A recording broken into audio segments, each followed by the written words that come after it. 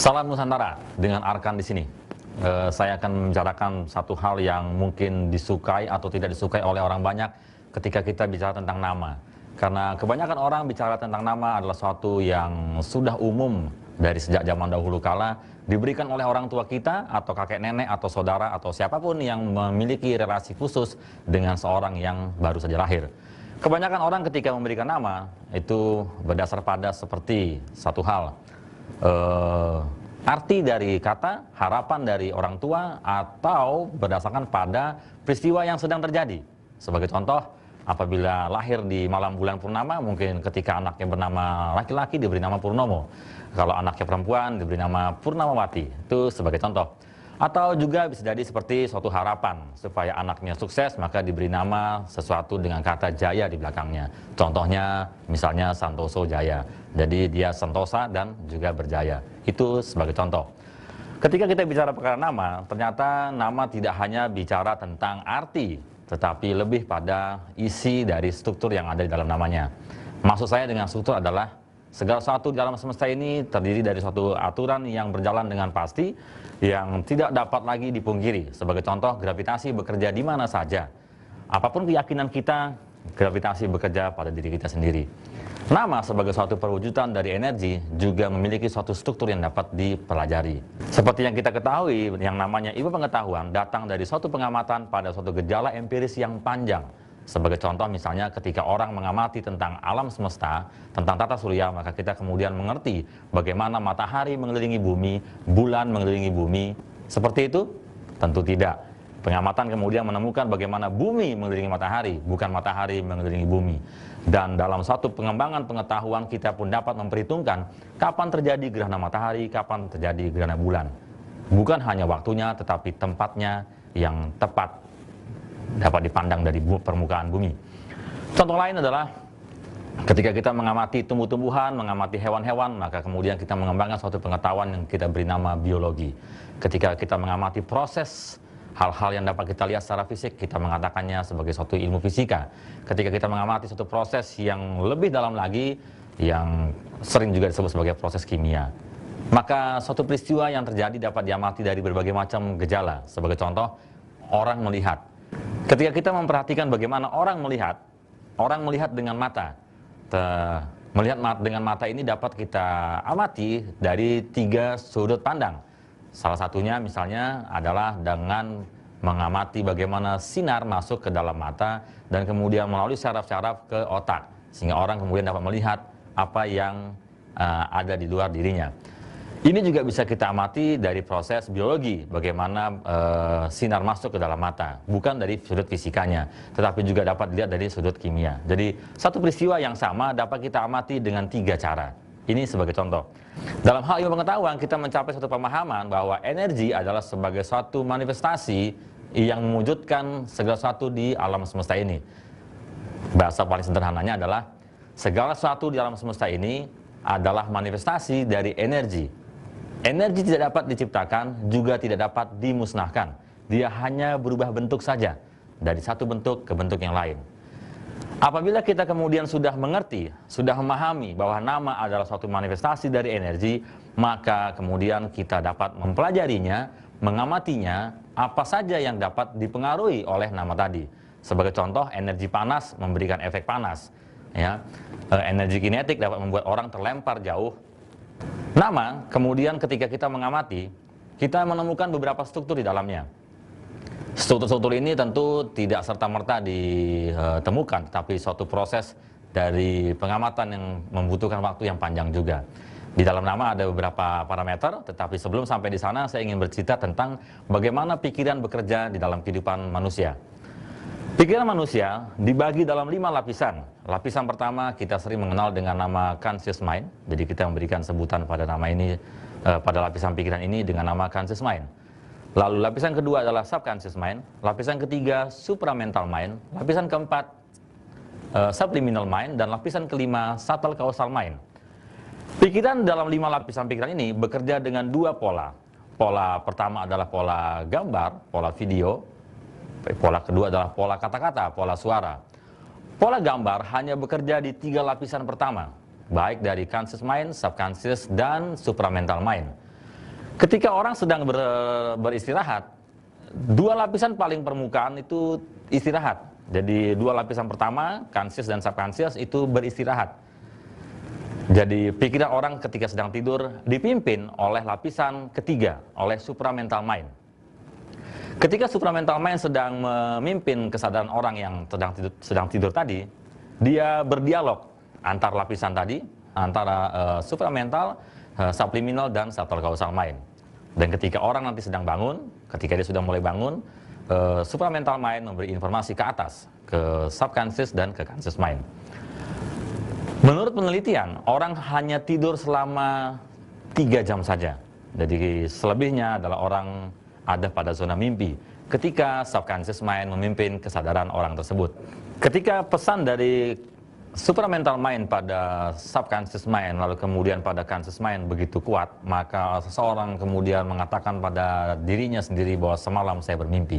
Tetapi apabila pesan itu menjadi lemah atau sama sekali tidak muncul ke permukaan, maka orang itu tidak lagi menyadari bahwa dia bermimpi atau tidak.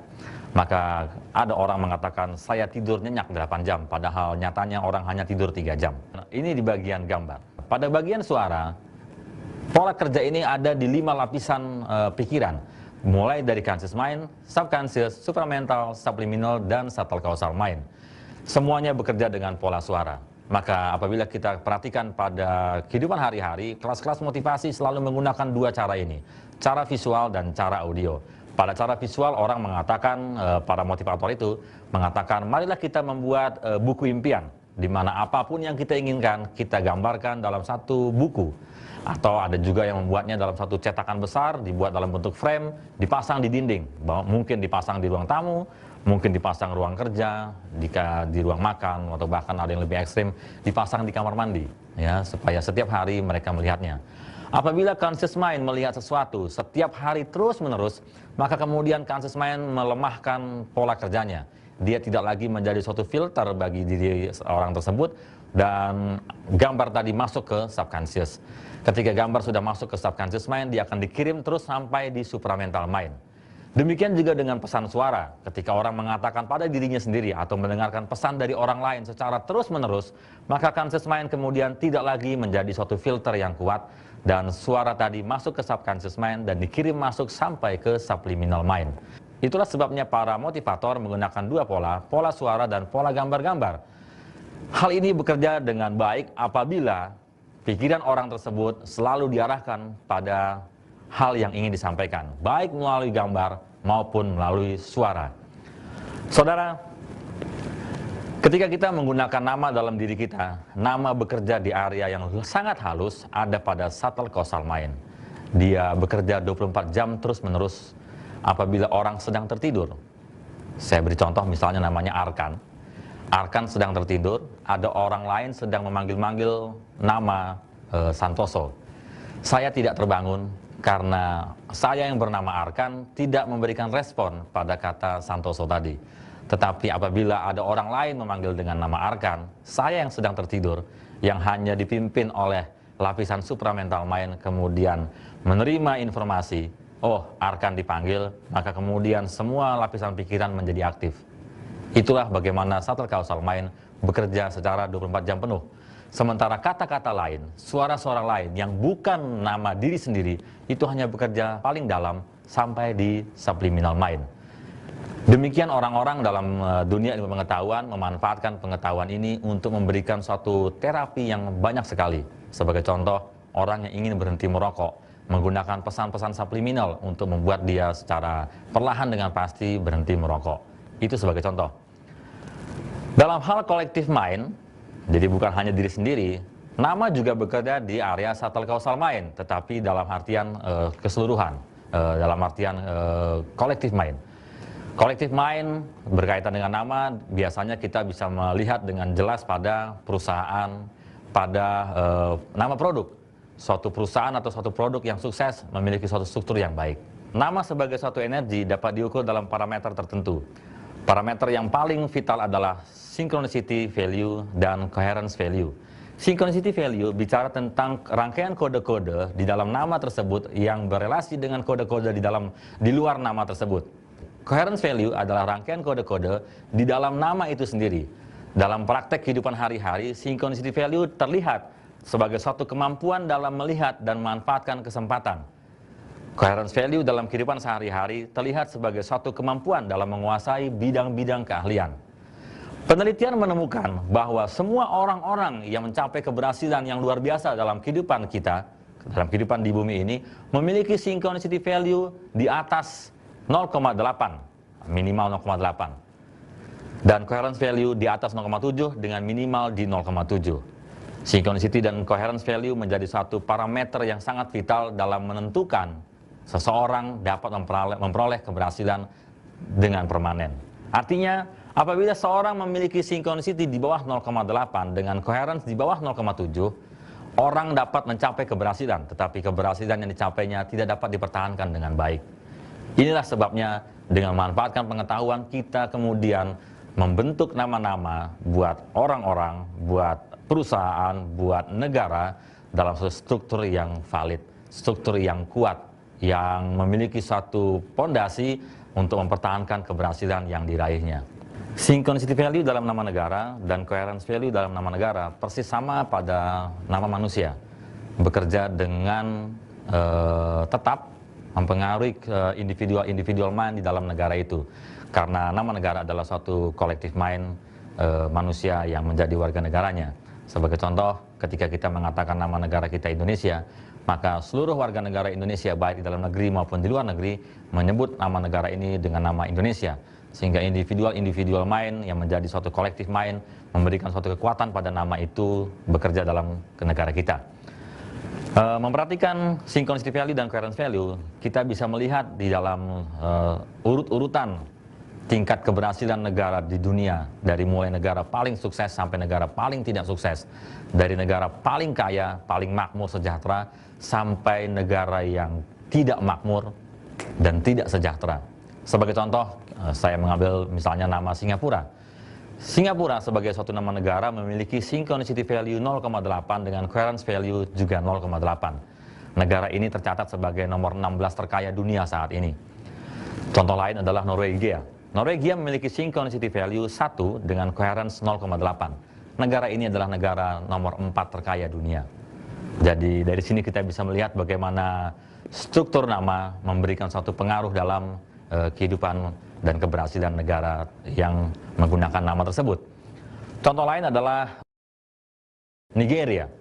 Nigeria memiliki synchronicity 0,05 dengan coherence value 0,3. Negara ini adalah negara nomor 4 termiskin dari bawah. Jadi hal ini dapat menggambarkan bagaimana struktur nama, dalam hal ini synchronicity dan coherence value, itu menunjukkan tingkat keberhasilan suatu negara. Dalam hal negara kita sendiri, Indonesia hanya membentuk synchronicity 0,5 dengan coherence value 0,2. Dan kita tidak heran bahwa negara dengan sumber daya alam yang luar biasa ini hanya memiliki kehidupan yang seperti ini saja. Bahwa negara ini yang sebenarnya adalah suatu negara yang sangat luar biasa, kaya raya, tetapi hidup dalam suatu kesulitan ekonomi yang luar biasa. Mari kita perhatikan sejarah masa lalu kita. Negeri ini, bahkan sebelum yang namanya kerajaan-kerajaan besar itu berdiri, adalah suatu negeri yang didatangi oleh banyak bangsa-bangsa asing. Bangsa-bangsa Amerika, Eropa datang sampai ke sini. Untuk apa? Untuk mencari makanan. Rempah-rempah kita luar biasa dicari oleh mereka. Cengkeh kita kemana-mana. Buah-buahan kita pun kemana-mana. Tapi itu hanya masa lalu. Ketika kerajaan-kerajaan besar sudah berdiri di negeri ini pun tetap menjadi suatu tujuan buat negara-negara asing lainnya untuk mencari makanan. Tetapi hari ini, negara kita yang bernama Republik Indonesia yang dikatakan luar biasa ini, mengimpor bahan-bahan makanan. Suatu hal yang sangat tragis. Kita memiliki air yang luar biasa, tetapi air kita dimanfaatkan oleh negara-negara lain, oleh bangsa lain. Ketika kita membeli air minum, kita membayar royalti ke negara lain. Contoh yang sangat menyakitkan sebenarnya. Tempe adalah makanan tradisional kita, tetapi negeri ini sekarang harus membuat tempe dengan kedelai-kedelai impor. Jadi apakah kita ini sebagai suatu negara yang berhasil? Ya, ini contoh yang paling sederhana. Dari hal sederhana ini kemudian kita bisa melihat hal-hal lain yang lebih besar. Tetapi marilah kita berpikir tidak terlalu sulit. ya, tidak terlalu mempersulit diri sendiri. Kita bisa melihat dari hal-hal yang sederhana dalam kehidupan hari-hari kita. Ketika dalam kehidupan kita, pendidikan bukanlah suatu hal yang murah, pendidikan adalah suatu hal yang mahal. Negara-negara yang berhasil membuat pendidikan dapat diakses oleh semua orang. Orang mengatakan universitas penuh, tidak ada kursinya. Tetapi sungguh aneh, banyak sekolah tutup di negeri ini. Ya, itu contoh bagaimana kita dalam hal pendidikan pun tidak berhasil. Orang-orang di luar negeri mencapai pendidikan-pendidikan dengan biaya yang relatif mahal kalau kita mengukurnya dengan rupiah kita. Tetapi kalau mereka mengukur dengan nilai mata uang mereka, semua itu adalah hal yang wajar. Bahkan beberapa negara memberikan suatu pendidikan dengan sangat murah alias gratis. Ketika kita memperhatikan nama negara dan kita mengusulkan suatu perbaikan nama negara, mengganti nama negara, maka akan ada beberapa pendapat. Sebagai contoh adalah, buat apa ganti nama negara? Yang perlu diperbaiki adalah karakter dan kualitas-kualitas pikiran orang di dalamnya. Yang perlu diperbaiki adalah sikap, yang perlu diperbaiki adalah pola berpikir, yang perlu diperbaiki adalah bagaimana orang selalu berpikir positif, dan lain sebagainya. Ada orang mengatakan demikian. Ada juga yang mengatakan, buat apa ganti nama negara? Itu hal yang aneh, hal yang sulit, hal yang membuat kita repot saja. Tetapi kalau kita mau memperhatikan apa yang kita telah capai dengan nama Indonesia ini, maka suatu pertanyaan mendasar. Apabila dengan mengganti nama negara, kemudian kita dapat mewujudkan apa-apa yang ingin kita capai, yang tertuang dalam undang-undang dasar kita, apakah hal itu suatu hal yang tidak pantas? Apakah itu adalah suatu hal yang tidak wajar? Ya, buat apa kita mempertahankan sesuatu yang tidak memberikan kita potensi, tidak memberikan kita daya dorong, tidak memberikan kita kemampuan untuk mewujudkan apa yang menjadi cita-cita. Jadi perubahan nama negara adalah suatu hal yang wajar untuk memiliki suatu potensi, untuk memiliki suatu daya mewujudkan cita-cita bangsa kita. Banyak negara berganti nama, bukan hal baru. Dan apabila kita memperhatikan nama Indonesia, nama ini bukanlah nama yang kita hasilkan dari budaya bangsa sendiri. Nama ini dihasilkan oleh orang asing. Ya, orang pertama yang mengatakan nama Indonesia adalah Mr. Logan, ya, dan dia mengambil dari kata Indonesia yang diciptakan oleh seorang Inggris bernama George Earle, yang mengatakan Indonesia. Dalam majalah yang terbit pada tahun 1850, Indonesia dirubah menjadi Indonesia untuk menyebutkan daerah ini. Jadi ini adalah nama datang dari bangsa asing, nama yang datang dari bahasa asing, bukan nama yang kita gunakan sendiri. Kita ingat pada sejarah masa lalu, ketika Jepang menginvasi, Jepang masuk ke Cina, Jepang menyebut Cina sebagai negara pesakitan Timur Raya. Ya, dan Cina menolak kata itu. Cina tidak ingin menggunakan nama yang diberikan oleh Jepang, pesakitan Timur Raya. Alangkah lucunya ketika Cina kemudian menyingkirkan Jepang, mengusir bangsa Jepang dari Cina dan menggunakan nama negara pesakitan Timur Raya. Dan kalau saya mau menerapkan itu pada Indonesia, menjadi suatu hal yang lucu ketika bangsa asing menyebut kita dengan Indonesia, dan ketika kita merdeka, kita menggunakan nama Indonesia. Adalah hal yang lucu. Contoh lain adalah ketika melihat Filipina. Nama mereka adalah Maharlika pada awal mulanya. Ketika mereka kemudian dijajah oleh Spanyol dan diberi nama Filipina, dan sampai hari ini mereka bangga dengan nama Filipina. Bayangkan apabila Cina menggunakan nama pesakitan Timur Raya, tentu tidak menyenangkan. Dan mengapa kita harus mempertahankan kata Indonesia yang bukan datang dari bahasa kita sendiri? Saya memberikan satu gambaran-gambaran seperti ini untuk membuka pikiran kita masing-masing bahwa mengganti nama negara bukanlah hal yang aneh, mengganti nama negara adalah hal yang wajar. Dan marilah kita kembali pada budaya bangsa kita sendiri. Mengapa Cina tidak mau menggunakan nama pesakitan Timur Raya? Dan mengapa Filipina begitu bangga dengan nama Filipina tidak berganti pada Maharlika? Itu dua negara lain. Mengganti nama Nusantara adalah suatu hal yang sangat penting dan mendesak. Bukan menakut-nakuti, tetapi dalam struktur yang ada, dalam nama negara Indonesia, kita saat ini di tahun 2014 sudah memasuki polaritas negatif terakhir yang akan berlangsung sampai di tahun 2023 dengan puncak ada pada tahun 2020. Artinya, pada tahun 2020 kemungkinan paling parah yang paling lama dapat terjadi. Dari 2014 ke 2020, apapun dapat terjadi dan kita akan melihat banyak gejala bagaimana negara ini akan hancur, terpecah belah menjadi bagian-bagian kecil. Apabila negara ini kemudian terpecah, satu saja lepas, maka efek dominonya akan luar biasa, berjalan bergulir dengan sangat cepat. Di sebelah barat ada Aceh, di sebelah timur ada Papua. Dua provinsi ini sangat berpotensi untuk melepaskan diri dari negara Republik Indonesia kita. Sebagai contoh, mari kita lihat negara bernama Uni Soviet. Negara ini terbentuk pada tanggal 30 Desember 1922. Dan dalam polaritas negatif terakhirnya, negara ini gagal melewati puncak dari negativitas polarity dalam struktur nama Uni Soviet itu. Dan kita tahu, Uni Soviet telah bubar, telah runtuh pada tanggal 26 Desember 1991. Negara yang jauh lebih besar daripada Republik Indonesia, negara yang lebih beradidaya daripada Republik ini, sudah bubar, sudah runtuh. Jadi jangan mengatakan naif ketika saya mengatakan kita memiliki potensi untuk terpecah belah. Negara ini saat ini, dari 2014 ini sampai di tahun 2023, ada dalam polaritas negatif dari struktur waktu nama Indonesia itu. Dan berpuncak pada tahun 2020. Pengamatan pada nama-nama negara yang sekarang sudah bubar, sudah runtuh, tidak ada satupun dari mereka yang mampu melewati puncak negativitas dari polaritas dalam struktur waktu nama mereka masing-masing. Jadi, saya sebagai putra bangsa, sama seperti saudara-saudara semua, dengan pengetahuan yang saya miliki, memberikan saran, menganjurkan pada diri kita semua, marilah kita berpikir dengan terbuka. Amatilah apa yang sedang terjadi, dan ambillah langkah-langkah untuk ke depan. Jangan terlambat sadar, jangan terlambat mengambil keputusan. Ketika kita sudah sampai pada titik perpecahan itu, maka kita sudah ada di tepi jurang. Tidak ada lagi gunanya kita menginjak rem pada mobil, tidak ada lagi gunanya kita memasang handrem, tidak ada lagi gunanya bahkan mematikan mesin mobil, karena kita sudah jatuh ke dalam jurang. Dan keterpecahan itu akan membuat suatu hasil yang sangat tidak diinginkan oleh semua orang.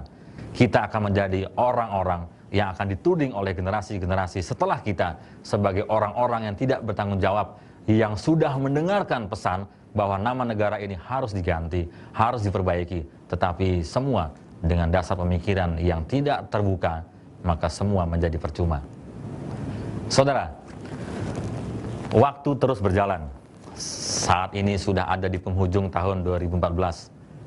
Tahun depan sudah ada di 2015. Dan waktu terus bergulir. 2020 adalah puncak dari polaritas negatif kita. Apabila kita tidak mengambil langkah, kita akan kehilangan waktu. Semakin ke sana, semakin mendekati tahun 2020, situasi akan semakin sulit. Mari kita terbuka, mari kita mengamati apa yang sedang terjadi. Dan dari apa-apa yang sedang terjadi, dari segala sesuatu yang sedang bergulir dalam kehidupan kita, baik di daerah maupun di pusat, baik apa yang terjadi pada kehidupan kelompok-kelompok kecil, pada kelompok-kelompok yang besar, dan bagaimana kehidupan bernegara sedang berlangsung, kita dapat melihat bagaimana segala sesuatu sedang menuju pada puncak negativitas itu. Ketika Uni Soviet sebelum mencapai pada puncak negativitasnya dan hancur, ada suatu usaha perbaikan yang dilakukan oleh Presiden Mikhail Gorbachev. Kita mengenal dengan nama Perestroika dan Glasnost. Orang-orang mengatakan bagaimana Uni Soviet telah mengalami suatu perubahan, mengalami kemajuan yang luar biasa. Dan Perestroika dan Glasnost itu mengantarkan mereka pada kehancuran. Sekarang ini pun kita sekarang sedang mengatakan pada diri kita sendiri bahwa negara ini sedang mengalami suatu kemajuan, suatu perubahan yang luar biasa. Marilah kita belajar pada sejarah. Lihatlah Uni Soviet dengan Perestroika dan Glasnost-nya, dan perhatikan Indonesia dengan segala perubahan yang sedang terjadi saat ini. Jangan sampai apa yang juga sudah terjadi pada Uni Soviet pun terjadi pada negeri ini. Saat ini kita masih memiliki kesempatan untuk memperbaiki diri, untuk menyelamatkan negara ini, dan memberikan suatu fondasi yang kuat buat bangsa kita ke depan. Sehingga anak cucu kita memperoleh suatu dasar yang luar biasa untuk mewujudkan keberhasilan. Dan negara dengan suatu kekayaan yang luar biasa, dari timur ke barat, dari utara ke selatan, menjadi suatu negara adidaya yang berkuasa di atas permukaan bumi ini. Dan dengan demikian, suatu hari nanti kita menjadi suatu negara yang tidak lagi bergantung pada negara lain. Karena apa? Karena kita punya semua. Ketika negara lain menjual sesuatu pada kita, kita membelinya bukan karena kita butuh, tetapi karena kita kasihan pada mereka. Luar biasa dengan nama yang baru. Apa itu? Nusantara. Nusantara memiliki struktur yang sangat kuat, dengan synchronicity value ada di 1, dengan coherence value ada di 0,8. Menjadi suatu negara dengan fondasi struktur nama negara yang sangat luar biasa, kuat sekali. Kita memperhatikan bagaimana negara ini saat ini sudah mulai keropos di berbagai macam sektor. Daerah-daerah kita pun kemudian meminta untuk otonomi daerah. Itu adalah satu lambang bagaimana mereka tidak lagi memperoleh suatu kemajuan, suatu kemakmuran yang seharusnya mereka dapatkan. Itu sebabnya mereka meminta suatu otonomi daerah. Kenapa? Karena mereka ingin untuk memperbaiki daerah mereka masing-masing. Bukan lagi tergantung pada pusat. Kenapa? Karena pusat tidak memberikan suatu hal yang baik seperti apa yang mereka harapkan. Saudara-saudara, nama negara kita saya usulkan adalah Nusantara. Kenapa? Karena Nusantara adalah suatu kata yang sudah digunakan sejak zaman dulu kala.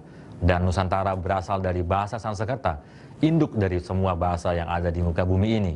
Itu sebabnya Nusantara saya usulkan. Sehingga dengan kata Nusantara ini tidak ada satupun bagian dari negeri ini yang kemudian mempertanyakan kenapa menggunakan bahasa dari Sumatera, kenapa tidak dari Sulawesi, kenapa dari Kalimantan, kenapa tidak dari Jawa. Tetapi ketika menggunakan satu kata berasal dari bahasa Sanskerta, induk dari bahasa semua yang ada di muka bumi ini, kita tidak lagi akan mempermasalahkan kenapa Nusantara. Dan kata Nusantara ini pun sudah dipakai lama, sudah ada lama di permukaan bumi Nusantara, di bumi yang dikatakan sekarang dengan nama Indonesia.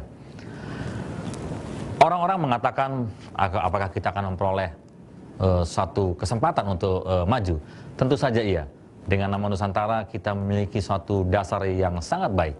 Contohnya adalah nasionalisme, semangat satu bangsa. Kenapa? Karena nama Nusantara adalah kata yang datang dari bangsa kita sendiri. Kita akan menjadi suatu bangsa yang bangga dengan namanya. Saat ini tidak banyak orang bangga dengan nama Indonesia.